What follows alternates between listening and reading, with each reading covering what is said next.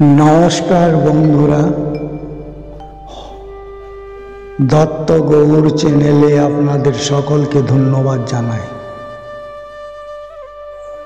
आज गीता सम्बन्धे किछु विस्तारित भावे आलोचना करब। आजकेर टपिक हच्छे जीवनेर गीता, आत्मार कान्ना और शांतिर श्लोक।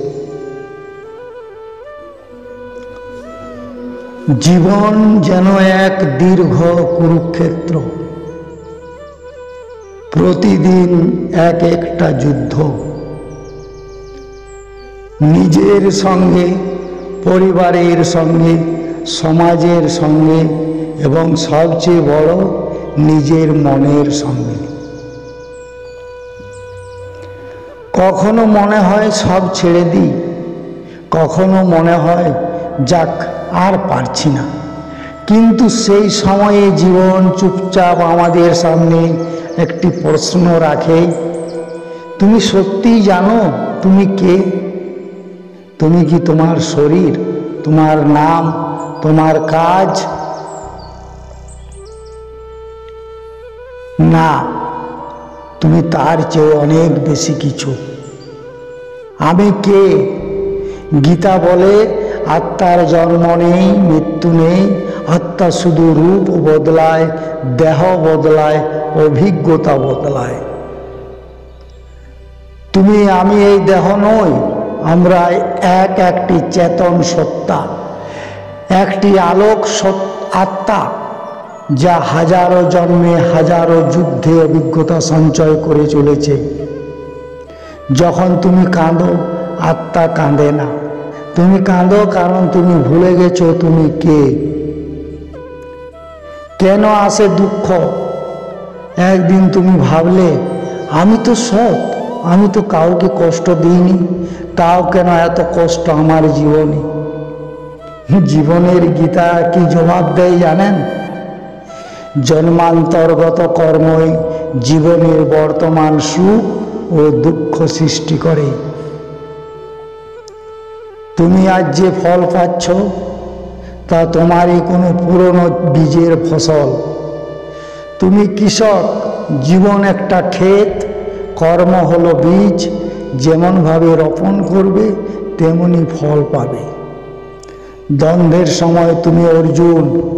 কখনো কখনো জীবন এমন প্রশ্ন ছুড়ে দেয়, এই পথ নাকি সেই পথ, ভালোবাসা নাকি দায়িত্ব। এই দ্বন্দ্বে আমরা হারিয়ে ফেলি নিজেকে, আর তখনই দরকার হয় একজন আভ্যন্তরীণ কৃষ্ণর। তুমি নিজেই অর্জুন, আর তোমার ভিতরে জ্ঞান, বোধ, ঈশ্বর স্বরূপ অন্তকণ্ঠই তোমার কৃষ্ণ। গীতা আমাদের শেখায়, যখন হৃদয় দ্বিধাগ্রস্ত তখন একমাত্র ধ্যান, শান্তি ও সত্যের শরণে উত্তর খোঁজো। কর্ম করো কিন্তু আশা ছেড়ে দাও। তোমার অধিকার শুধু কর্মে, ফলে নয়। তুমি ভালো করো, যদি ফল না পাও হতাশ হও না। তুমি কেবল করো তোমার দায়িত্ব করার। যেমন সূর্য আলো দেয়, কিছু কারো কাছে চায় না। এই শিক্ষা আমাদের কি শিখায়? না, কাজের পেছনে ভালোবাসা দাও কিন্তু ফলে আসক্ত হও না। তোমার মনই তোমার আয়না। গীতা বলে মন জয় না করলে বাইরের কিছু জয় করা যায় না। তুমি যত বড় কিছু পাও, যদি মন অশান্ত থাকে তবে কিছুই আনন্দ দেবে না। তাই মনকে বন্ধু বানাও, তাকে প্রশিক্ষণ দাও। ধ্যান, জপ, নিঃশ্বাসে নিয়ন্ত্রণের মাধ্যমে। শান্ত মন মানে শান্ত জীবন। ক্ষমা ও বিচ্ছেদ, এক সময় এমন কারো থেকে দূরে সরে যেতে হয় যাকে আমি খুব ভালোবাসি। কখনো কেউ আমাদের ঠকায়, কষ্ট দেয়, তখনই মনে পড়ে গীতা। ক্ষমা সেই আগুন যা তোমার অন্তরের বিষকে জ্বালিয়ে শেষ করে দেয়। ক্ষমা করো, মুক্ত হও। যদি তুমি ক্ষমা না করো তবে কষ্ট তোমাকে পুড়িয়ে ছাই করে দেবে। মৃত্যুই শেষ নয়। আজ যিনি নেই তাকে আমরা হারাইনি, কেবল চোখের সামনে নেই। গীতা কি বলে জানেন? আত্মা না জন্মায় না মরে, সে কেবল রূপ বদলায়। তোমার মা, বাবা, বন্ধু, প্রিয়জন সবাই একদিন আবার আসবে তোমার জীবন পথে, ভিন্ন রূপে, ভিন্নভাবে। এই বিশ্বাসেই জীবন চলে, এটাই জীবনের গীতা। আত্মসমর্পণে মুক্তি। জীবনের অনেক কঠিন প্রশ্নের উত্তর আমরা খুঁজে পাই না, তখনই কৃষ্ণ বলেন, সব কিছু আমাকে অর্পণ করো, আমি সব ঠিক করে দেব। তুমি চেষ্টায় থাকো, আমার বিশ্বাস রাখো, আর ঈশ্বর তোমার কাঁধে হাত রেখেছেন। যখন তুমি পৃথিবী থেকে বুঝতে কষ্ট হয়, তখন চোখ বন্ধ করে ভগবানকে বলো, আমি জানি না কি করব, কিন্তু তুমি জানো, তুমি পথ দেখাও। প্রেম, বন্ধন ও মুক্তি। জীবনে যা কিছু সত্য তা একমাত্র প্রেম থেকেই জন্ম নেয়। প্রেম যদি হয় নির্মল, আত্মিক, তবে তা থেকে চিরকাল।